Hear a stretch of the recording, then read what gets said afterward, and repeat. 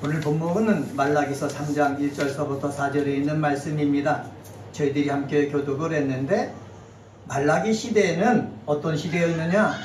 이스라엘 제사장들이 부패한 시대였어요. 그리고 권력자들이 부패한 시대였어요. 종교, 그 다음에 정치 지도자들이 부패한 리더십을 가지고 나라를 다스리니까는 나라가 어떻게 되겠습니까? 엉망인 거예요. 서민들의 희망이 사라져버린 거예요. 이때 하나님께서 말라기 선지자를 통해서 말씀해 주신 내용이 오늘 본문에 나옵니다. 오늘 본문에 보면은 1절 중반절에 보면 이렇게 말씀합니다. 너희가 구하는 바 주가 갑자기 그의 성전에 임하시리니 라고 합니다. 형편없는 이곳에 서민들이, 하나님을 사랑하는 사람들이 하나님 앞에 기도하는 거예요. 하나님, 다윗을 통해서 약속해 주셨던 것처럼 우리 나라를, 우리 백성을 구원할 메시아를 보내주시옵소서. 여러분, 부패하고 썩었어도요, 그 중에서 믿음으로 사는 사람이 있는 거예요. 하나님은 부패한 사람들만 보는 것이 아니라 그 중에서 낮은 자세에서 기도하며 바르게 살고 있는 하나님의 백성에 관심을 갖고 있다는 사실을 기억하시기를 바랍니다. 그 사람에게 말씀하시는 거예요. 뭐라고 말씀하느냐? 너희가 구하는 바 갑자기 그의 성전에 임하시리라. 주가 그의 성전에 임하신다고 말씀하고 있어요. 그래서 오늘 이 말씀을 가지고 메시아가 성전에 임하실 때에 라는 제목으로 오늘 말씀을 전하겠습니다. 한번 따라서 해볼까요? 메시아가 성전에 임하실 때에. 구약시대에 이 말을 봤다면은 다윗과 같이 이스라엘을 구원해 주실 그 메시아가 성전에 임할 때라고 우리가 해석할 수가 있고, 우리는 이 구약에 있는 성경을 예수님이 오신 다음에 예수님의 제자를 통해서 신약 성경이 기록되어져 있고, 그리고 죽으셔서 승천하셔서 하늘보좌에 갔다가 다시 오신다고 말씀하셨거든요. 그래서 이 메시아가 성전에 임하실 때에 라는 말은 어떤 뜻이 있느냐 하면은 다시 이 세상에 심판하러 오실 때에 라는 의미가 있습니다. 이런 의미를 가지고서 메시아가 성전에 임하실 때에 란 속에서 우리에게 주시는 그 말씀의 내용이 무엇인가? 먼저 1절에 보면은 사모하는 언약의 사자가 임하신다는 거예요. 한번 1절 말씀 한번 같이 읽겠습니다. 1절입니다. 시작. 만군의 여호와가 이르노라. 보라, 내가 내 사자를 보내리니 그가 내 앞에서 길을 준비할 것이요 또 너희가 구하는 바 주가 갑자기 그의 성전에 임하시리니 곧 너희가 사모하는 바 언약의 사자가 임할 것이라. 아멘. 너희가 사모하는 언약의 사자가 임한다라고 말씀하고 있습니다. 사모한다는 말은 무엇입니까? 하나님의 참다운 백성이 고통과 환난, 괴로움 이것을 견디지 못하고 하나님 구원해 주십시오. 그렇게 하나님 앞에 구하면서 기다렸던 그 사모하는 언약의 사자가 임한다는 거예요. 여기서 우리가 중심을 가지고 봐야 될 단어가 있는데 그것은 사모하는 이라는 말씀입니다. 여러분, 우리는 주님의 재림을 사모해야 하는 거예요. 주님이 다시 오실 때에 하나님의 공의와 정의가 이 세상에 펼쳐질 것이기 때문에 그렇습니다.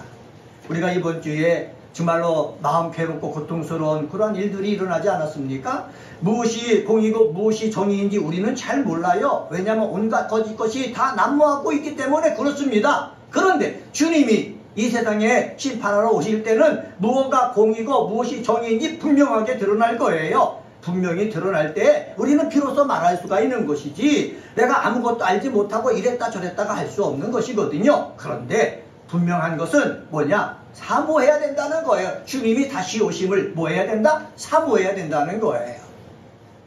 우리가 보내고 있는 우리 12월 8일인 오늘은 대림절 두 번째 주일입니다.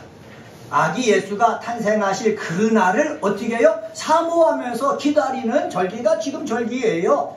아기 예수는 이미 이 땅에 오셨어요. 그러나 주님이 다시 이 세상에 심판하러 오실 거예요. 주님이 다시 오실 그것을 우리는 뭐 하면서 기다려야 된다? 사모하면서 기다려야 된다는 거예요. 그러면은 주님께서 오실 그 심판하실 그날만 기다립니까? 아니에요. 이 주님의 나라는 지금 예배를 드리고 있는 내 안에 임하고 있어요.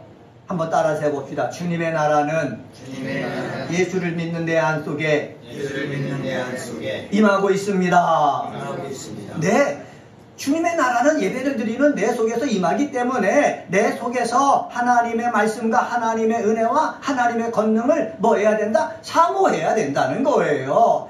여러분, 사모할 때요, 하나님의 언약의 사자가 나에게 주시는 그 은혜를 맛볼 수가 있는 것입니다. 목사도요, 말씀을 준비할 때에 사모해야 되는 거예요. 언약의 사자를 통해서, 성령님을 통해서 저에게 말씀을 주셔가지고 그 말씀이 나에게 힘이 되길 원합니다. 은혜가 되길 원합니다. 생명이 되길 원합니다. 소망이 되길 원합니다. 그래서 제가 먼저 힘을 얻고 소망을 얻고 능력을 얻어야 우리 사랑하는 그리스도인들에게 이 말씀을 선포하고, 이 말씀을 선포할 때 그리스도인도 똑같이 제가 받은 은혜, 희망, 능력 얻어서 이 험한 세상을 헤쳐나갈 수가 있는 것입니다.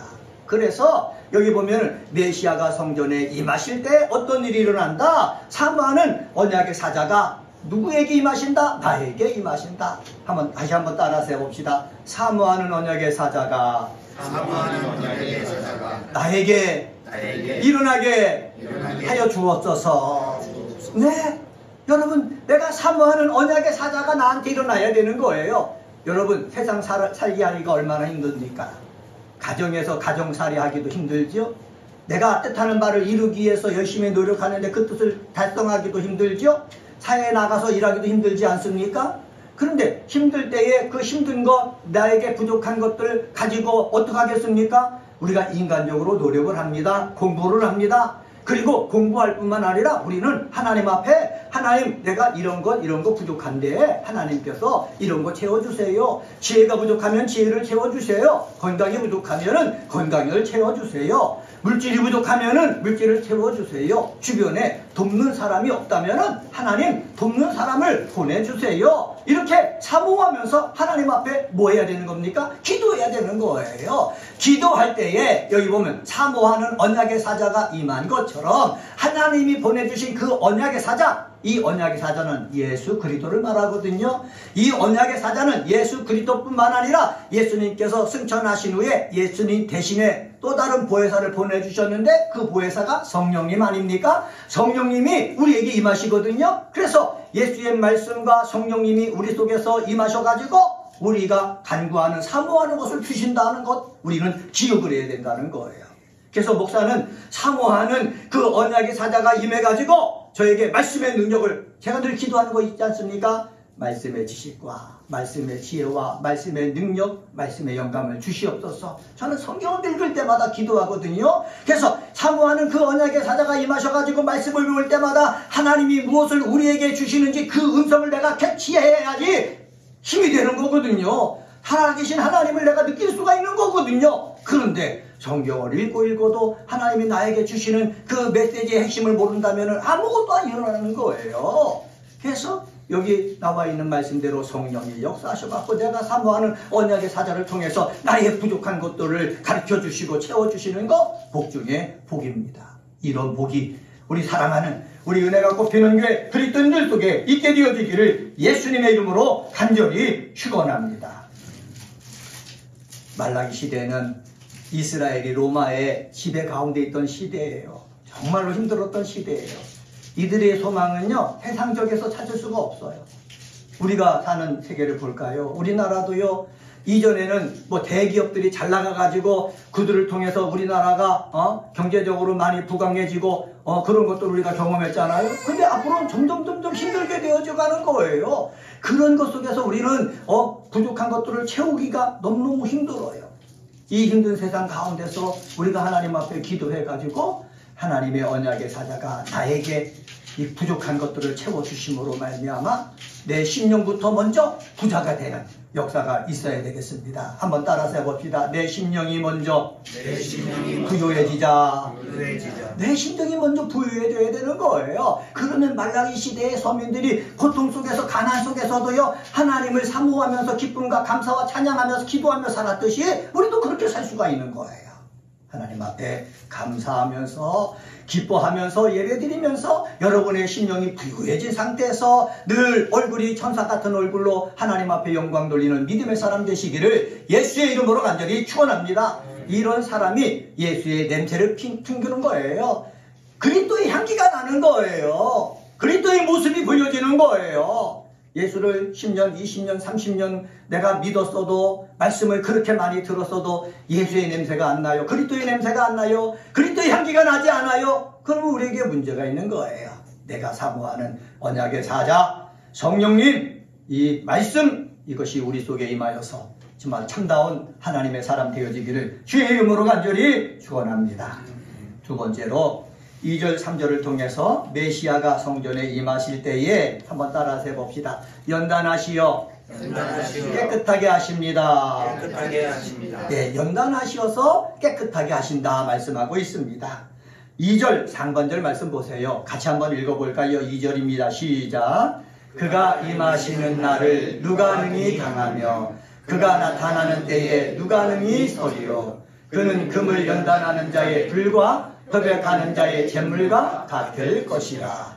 여기 보면은 누가 능히 라는 말이 두 번, 누가 능히 라는 말이 두 번 나오죠. 이거는 강조하는 요법이에요. 여러분 주님이 우리에게 임하시잖아요. 그 앞에 당당하게 서 있을 사람이 아무도 없다는 거예요. 왜냐하면은 우리가 하나님 앞에 거룩한 채 하지만은 거룩한 주님이 내게 임하면은 나의 부족한 것, 나의 죄스러운 것들이 다 생각나기 때문에 그렇습니다. 제가 고등학교 다닐 때에 믿음 생활했잖아요. 고등학교 1학년 때 부흥에 참석했다가 은혜 받았어요. 그 전까지는 교회 가면은 맨날 뭐 회개하라 그러니까는 내가 젊은데 무슨 회개할 죄가 그렇게 많이 졌나 그러면서 늘 의문을 품었어요. 근데 부흥회를 참석하면서 은혜를 받았는데 성령이 역사하는데 나도 모르게 내 죄가 텔레비전 연속극이 지나가듯이 쑥 지나가더라고요. 지나가니까 나도 모르게 콧물 눈물 나면서 회개하게 되더라고요. 여러분 성령이 내 속에 임하니까는 나의 더러운 부분이 보이는 거예요.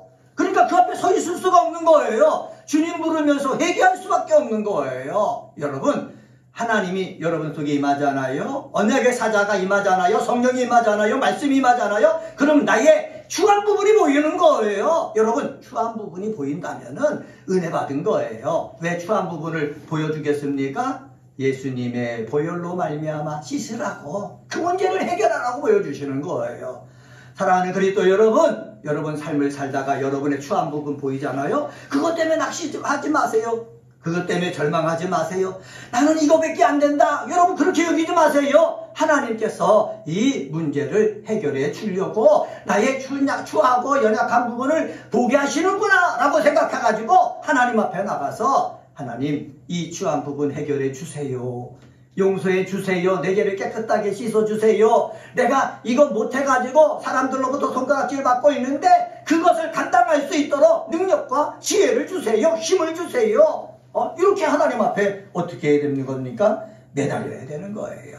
그런데 하나님 앞에 내가 비춰줬을 때 나의 추한 부분이 보이잖아요. 근데 추한 부분이 사라질 때 그냥 사라지지 않는다는 거예요. 성경에 보면은 불과 잿물이 나와요. 불은요 금속을 가지고 녹일 때 불이 쓰여집니다. 그런데 그 금속에는 불순물들이 많이 섞여 있어요.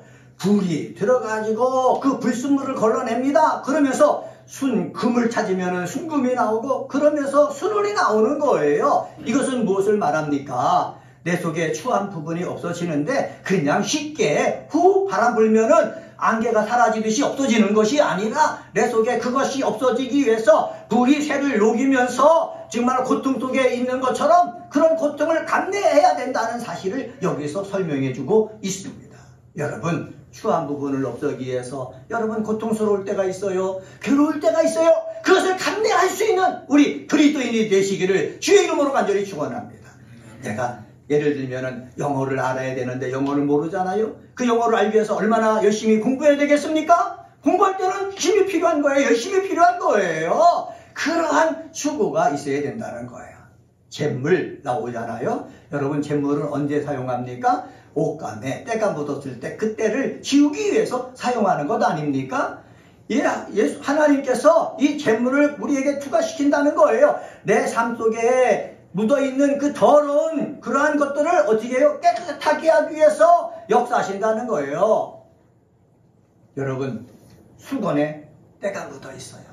이 때를 지우기 위해서 우리 어떻게 합니까? 비누칠을 해요. 비누칠을 하고 내버려두면 그냥 지워집니까? 아니에요. 빡빡 문지르잖아요. 그리고 물에 헹구잖아요. 여러분, 잿물이 내 속에 묻혀졌을 때 그냥 때가 없어지는 것이 아니라, 추악한 것이 사라져버리는 것이 아니라 문지르고 물에 씻어야만 없어지는 거예요. 여러분, 이런 것들을 성경을 뭐라고 그러냐? 연단이라는 용어를 쓰는 거예요. 여러분 속에 정말 평탄한 인생 속에 여러분 연단이 될 때가 있어요. 괴로울 때가 있어요. 잠을 이루지 못할 때가 있어요. 고통스러울 때가 있어요. 그럴 때 우리는 절망하고 낙심하지 말고, 하나님이 나를 순금으로 만들려고, 수은으로 만들려고, 내 속에 있는 오점을 제거하려고 하나님께서 역사하시는구나 라고 믿고, 여러분 그것을 감내하는 우리 그리스도인들 되시기를 주님의 이름으로 간절히 축원합니다. 그때 여러분 중요한 것이 있어요. 3절 말씀 한번 볼까요? 3절 말씀 같이 한번 읽습니다. 시작. 그가 은을 연단하여 깨끗하게 하는 자같이 앉아서 레위 자손을 깨끗하게 하되 그 문같이 그들을 연단하리니 그들이 공의로운 제물로 나 여호와께 바칠 것이라. 아멘. 여기 보면은 중요한 단어가 있는데 그 중요한 단어가 뭐냐? 앉아서 라는 단어입니다. 내가요 허물 때문에 추적한 것 때문에 약점 때문에 하나님 앞에 어떻게 해요? 매달리잖아요. 하나님이 나를 연단하시잖아요. 연단하실 때 하나님이 앉아서 함께하고 계신다는 거예요. 한번 따라서 해봅시다. 나를 하나님이 연단하실 때 앉아서 함께하고 계십니다. 네, 그렇습니다. 아까 제가 수건을 빨 때에 비누칠하고 문지른다고 그랬지 않습니까? 내가 앉아서 문지르잖아요. 하나님도요, 여러분을 연단시킬 때 그냥 물속에 내던져버리는 것이 아니라, 잿물 속에 내던져버리는 것이 아니라, 거기에 앉아서 깨끗하게 되는 것을 보고 계신다는 사실을 기억하시기를 바랍니다. 내가 어려움을 당하잖아요. 하나님은 내가 어려움을 당하는 것을 보고 계시는 거예요. 그래서 나의 모든 사정을 알고 계시는 거예요. 우리 사랑하는 우리 그리스도인 여러분이 삶 속에서 어려움을 당하잖아요. 정말 괴로운 일을 당하잖아요. 하나님은 모르시는 것이 아니라 앉아서 그 괴로움을 당한 것을 뭐하고 계신다? 보고 계신다는 거예요. 왜? 그것을 통해서 연단하기 위해서. 그래서 사도 바울은 로마서 8장 28절에서 이렇게 말씀하는 거예요. 하나님을 사랑하는 자, 곧 그 뜻대로 부르심을 입은 자들에게는 모든 것이 합력하여 뭐를 이룬다? 선을 이룬다. 나는 고통스럽고 괴롭고 추잡해도 하나님께서 이것을 이겨나게 하셔가지고 선을 이루어내신다 말씀하시는 거예요. 이러한 은혜를 경험하는 역사가 있게 되어지기를 주님의 이름으로 간절히 축원합니다. 그런데 깨끗하게 하는 분은 누구라고 그랬습니까? 하나님이에요. 성경이 이렇게 하잖아요. 레위 자손을 깨끗하게 하되, 여기서 레위 자손은 이스라엘의 모세가 속했던 그 지파를 얘기하거든요. 그럼 레위 자손은 이스라엘 자손을 얘기도 하고, 그 다음에 예수님이 오신 다음에는 예수님을 통해서 하나님의 자녀가 된 저와 여러분을 얘기하는 겁니다. 그래서 하나님의 자녀된 저희들을 어떻게 해요? 누가? 하나님이 언약의 사자가 와서 어떻게 한다고요? 깨끗하게 하신다는 거예요. 내가 깨끗하게 하는 것이 아니라 누가 깨끗하게 하신다고요? 하나님이 깨끗하게 하시는 거예요. 내가 내 죄를 깨끗하게 하는 것이 아니라 예수님의 보혈로 우리 죄를 깨끗하게 하신다는 거예요. 이것을 믿으시길 바랍니다. 우리가 할 일은 자백하는 일이에요. 그리고 자백한 그 죄를 깨끗하게 하시는 일은 누가 하신다고요? 하나님이 하시는 일이에요. 나의 약한 것 드러내는 것은 누가 할 일이에요? 내가 할 일이에요. 그리고 나의 약한 것을 채워주시는 분은 누가 하실 일이에요? 하나님이 하실 일이에요. 그렇기 때문에 여러분, 삶을 살다가 부족하고 연약한 것 있을 때에 그냥 내버려두지 말고 하나님 앞에 고백하면은 하나님이 채워주신다는 사실, 이것을 믿고 우리 그리스도인들은 이 험한 세상에서 힘을 내는 그 믿음의 사람이 되기를 다시 한번 예수님의 이름으로 간절히 축원합니다. 세 번째로 4절을 통해서 우리가 찾아볼 수 있는데, 그것은 바로 뭐냐? 여호와께서 예배를 기쁘게 받으신다는 거예요. 한번 따라서 해봅시다. 여호와께서 기쁘게 받으실 예배를 드립니다. 여호와께서 기쁘게 받으실 예배를 우리가 드려요. 그리고 여호와께서 그 드리는 예배를 어떻게 받으신다고요? 기쁘게 받으십니다. 4절 말씀 한번 읽겠습니다. 4절 말씀 같이 읽습니다. 시작. 그때에 유다와 예루살렘의 공헌물이 옛날과 고대와 같이 나 여호와께 기쁨이 되려니와. 여기 보면은 그때에 언약의 사자가 성전에, 메시아가 성전에 임하실 때라는 뜻이죠. 하나님의 성령이 말씀이 내 속에 임할 때, 이렇게 해석할 수 있다고 그랬어요. 여기서 예루살렘과 유다, 이것은 여호와의 언약 백성을 가르치고 예수를 믿는 우리들에게는 바로 하나님의 자녀된 저와 여러분을 가르친다라고 말씀을 드렸습니다. 이렇게 하나님을 믿는 사람들이 어떻게 해요? 봉헌물을 드려요. 예배를 드려요. 예배를 드릴 때에 그 예배가 어떻게 해요? 하나님께 기쁨이 된다는 거예요. 그 예배가 하나님께 기쁨이 된다고 성경에 기록된 것을 보니까는 예배를 드리는 사람이 있고 봉헌물을 드리는 사람이 있는데 하나님께서 하나님께 기쁨이 되지 아니하는 예배와 기쁨이 되지 않은 봉헌물을 드리는 사람들이 너무너무 많았음을 뜻하고 있어요. 여러분, 교회 나와서 예배를 드린다고 해서 하나님이 다 받으십니까? 예물을 드린다고 해서 하나님이 받으십니까? 그렇지 않다는 거예요. 왜냐하면은 제사장이 부패했잖아요.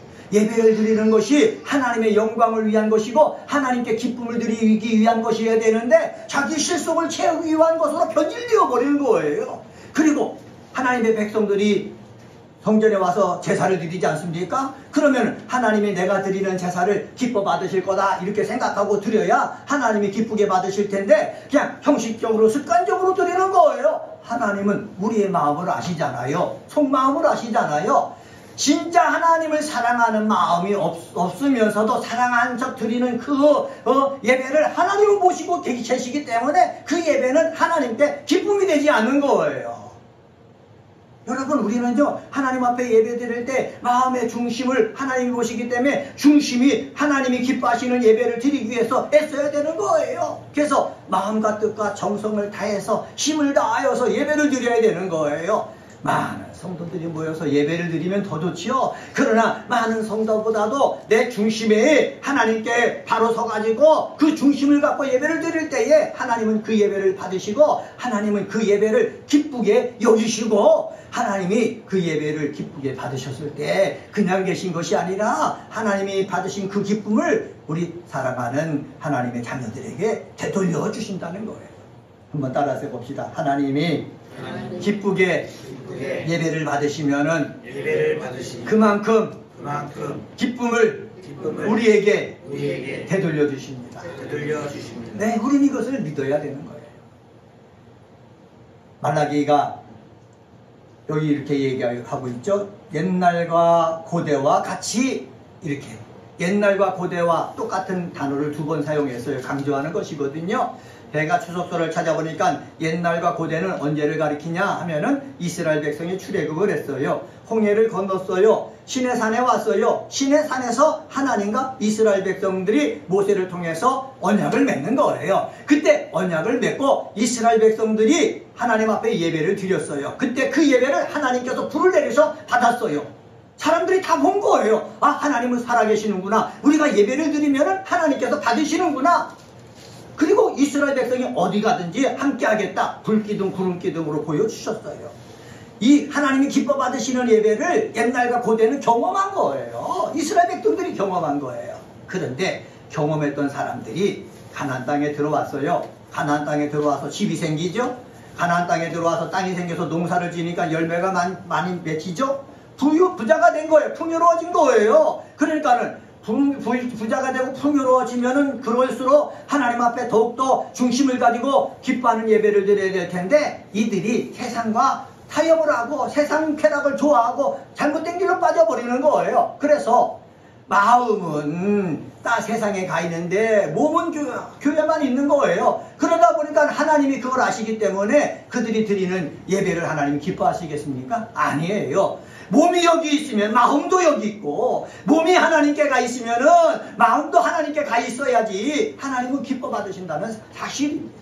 여러분, 우리도 은혜가 꼽히는 교회 성도들도 많지 않지만은 몇 명의 사람이 나와서 예배를 드릴 때는 우리는 여기서 다른 짓 하는 것이 아니라 내 마음이 다른 곳에 가 있는 것이 아니라 오로지 하나님께 가 있고, 그리고 진실된 마음으로 하나님께 예배를 드려서 하나님이 기뻐 받으시는 예배가 되어지기를 소망합니다. 예수님께서 오셨잖아요. 사마리아에서 수가성의 여인을 만났어요. 그 여인한테 얘기해 주잖아요. 너희들이 하나님을 예배할 때가 온다. 하나님 앞에 예배할 때가 온다. 그때는 예배를 어떻게 신령과 진정으로 예배를 드려야 된다. 말씀과 성령으로 예배를 드려야 된다. 말씀하셨어요. 로마서를 통해서 말씀하셨잖아요. 너희들의 예배는 거룩한 살아있는 예배를 드려야 된다고 말씀하셨어요. 죽어있는 예배를 드려서는 안 된다고 말씀하셨어요. 왜 그러느냐? 죽어있는 예배는 하나님이 기뻐 받으시지도 않고 너희들에게 하나님의 기쁨이 가지 않기 때문에 그런 거예요. 우리 사랑하는 우리 그리스도인들은 예배를 드려도 하나님께서 기뻐하시는 그 예배를 드리고, 그리고 하나님께서 기뻐하는 예배를 드렸을 때 하나님이 되돌려 주시는 그 기쁨, 여러분 날마다 풍족하게 받는 저와 여러분 되시기를 예수님의 이름으로 간절히 축원합니다. 목사도요, 하나님이 되돌려 주시는 기쁨이 있을 때요 힘을 낼 수가 있는 거예요. 얼굴이 살아있는 거예요. 기도가 살아있는 거예요. 말씀이 살아있는 거예요. 자, 말씀을 정리하겠습니다. 오늘은 말라기서 3장 1절서부터 4절에 있는 말씀 가지고 메시아가 성전에 임하실 때에 라는 제목으로 말씀을 전했습니다.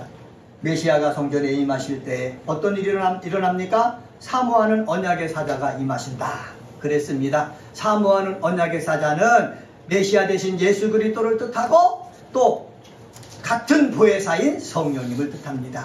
이 언약의 사자가 저의 심령 속에, 여러분 삶 속에 임하기를 예수님의 이름으로 축복합니다. 두 번째로 연단하시어 깨끗하게 한다고 말씀하셨어요. 불과 잿물로 나를 연단하시는데 그 연단하실 때에 가까이서 지켜보시면서 깨끗하게 하신다고 그랬어요. 여러분, 고통은 내가 당하지만은 주님은 그 고통을 함께 하고 계신다는 사실을 기억하셔서 여러분 연단받을 때 여러분을 금같이 만드시는 그리스도인들 되시기를 주의 이름으로 간절히 축원합니다. 그리고 여호와께서 기쁘게 받으실 예배를 드린다고 그랬어요. 여러분, 기쁘게 받으실 예배 드리고 그 기쁨이 우리 삶 속에 되돌아오는 그 축복 받기를 주님의 이름으로 간절히 축원합니다. 기도하시겠습니다.